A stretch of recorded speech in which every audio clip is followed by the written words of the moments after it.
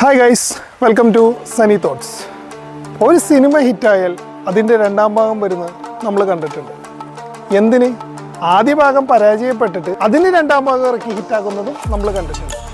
എന്നാൽ പ്രേക്ഷകൻ്റെ മുമ്പിലേക്ക് നിങ്ങൾ ആദ്യം രണ്ടാം ഭാഗം കാണും, എന്നിട്ട് നിങ്ങൾക്ക് ഒന്നാം ഭാഗം തരാം എന്ന് പറഞ്ഞ് വന്നിരിക്കുന്ന ചില സിനിമകളെക്കുറിച്ചാണ് നമ്മളിന്ന് സംസാരിക്കാൻ പോകുന്നത്.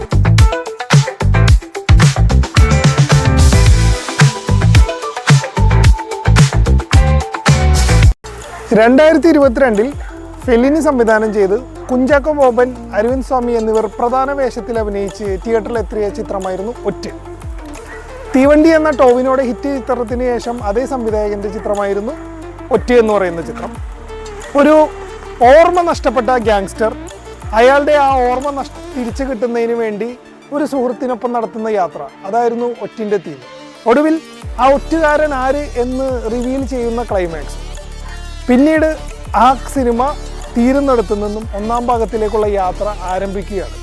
എന്നാൽ ഈ ചിത്രത്തിൻ്റെ ക്ലൈമാക്സോ ട്വിസ്റ്റോ ഒന്നും പ്രേക്ഷകൻ സ്വീകരിച്ചില്ല. അതുകൊണ്ട് തന്നെ ഒറ്റ് എന്ന് പറയുന്ന സിനിമ അപൂർണമായി നിൽക്കുകയാണ്. പക്ഷേ സിനിമയ്ക്ക് ഞാൻ നേരത്തെ പറഞ്ഞ പോലെ കാര്യമായ അത്ര നല്ല റിപ്പോർട്ടുകളൊന്നും കിട്ടാത്തതുകൊണ്ട് തന്നെ ഒന്നാം ഭാഗം വരാനുള്ള സാധ്യതകളും വിരളം. 2025 വിക്രമിനെ നായകനാക്കി അരുൺ കുമാർ സംവിധാനം ചെയ്ത ചിത്രമാണ് വീരധീര ശൂരൻ. വിക്രമിനെ കൂടാതെ SJ സൂര്യയും മലയാളികളുടെ പ്രിയതാരം സുരാജ് വെഞ്ഞാറമൂടും ഈ ചിത്രത്തിൽ ഒരു പ്രധാന കഥാപാത്രത്തെ അവതരിപ്പിച്ചിട്ടുണ്ട്. നേരത്തെ ഒറ്റിൻ്റെ കാര്യം പറഞ്ഞ പോലെ തന്നെയാണ് ഈ ചിത്രത്തിൻ്റെ കാര്യവും. ഇത് ആക്ച്വലി ഒരു രണ്ടാം ഭാഗമാണ്. ഈ രണ്ടാം ഭാഗം കണ്ട് പ്രേക്ഷകന്റെ മുമ്പിലേക്ക് ഒന്നാം ഭാഗം കൊണ്ടുവരുന്ന ഒരു രീതിയാണ് ഈ ചിത്രവും അവലംബിച്ചത്.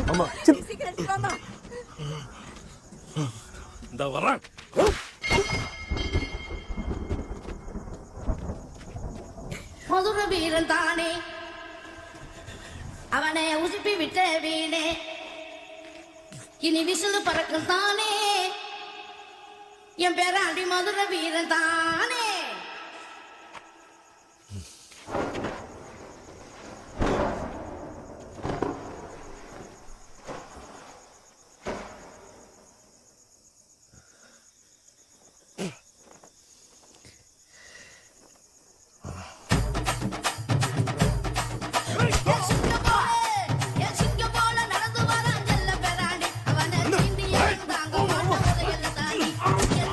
ചിത്രത്തിന് തെറ്റില്ലാത്ത നല്ലൊരു റിപ്പോർട്ട്, ഒരു പോസിറ്റീവ് റിപ്പോർട്ട് തന്നെയാണ് തിയേറ്ററുകളിലെല്ലാം കിട്ടിയത്. എന്നാൽ വിക്രം എന്ന് പറയുന്ന നടൻ്റെ ഇപ്പോഴത്തെ മാർക്കറ്റ് വാല്യൂവിൻ്റെ അഭാവം കൊണ്ടാണോ എന്താണെന്നറിയില്ല, ചിത്രം ബോക്സ് ഓഫീസിൽ പരാജയപ്പെടുകയായിരുന്നു.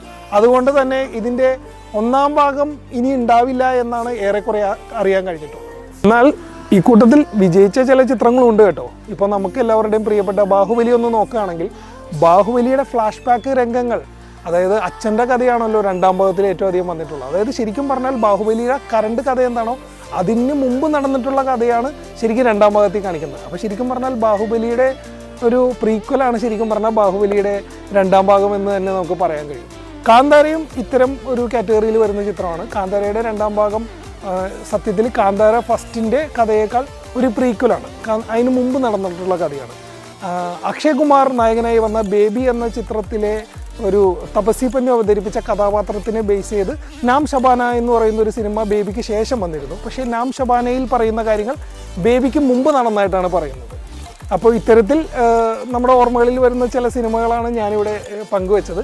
നിങ്ങളുടെ അഭിപ്രായത്തിൽ എനിക്ക് ഇതിനകത്ത് പറയാതെ പോയ ഏതെങ്കിലും സിനിമകളുണ്ടെങ്കിൽ നിങ്ങൾ കമൻ്റായിട്ട് അറിയിക്കണം. അതുകൂടാതെ ഞാനിപ്പോൾ ഷെയർ ചെയ്തിട്ടുള്ള എല്ലാ സിനിമകളെക്കുറിച്ചുള്ള നിങ്ങളുടെ അഭിപ്രായങ്ങളും, പ്രത്യേകിച്ച് ബാഹുബലിയുടെ ഒന്നും പറയണമെന്നില്ല, കാരണം എല്ലാവരുടെയും പ്രിയപ്പെട്ട സിനിമയാണെന്നറിയാം. എങ്കിലും ഈ പറഞ്ഞ വീരധീര ശൂരൻ അല്ലെങ്കിൽ ഒറ്റ പോലുള്ള സിനിമകളെക്കുറിച്ചുള്ള നിങ്ങളുടെ അഭിപ്രായങ്ങൾ എന്താണെന്ന് അറിയാനും എനിക്ക് ആഗ്രഹമുണ്ട്. അതും കമൻറ്റുകളായി അറിയിക്കും.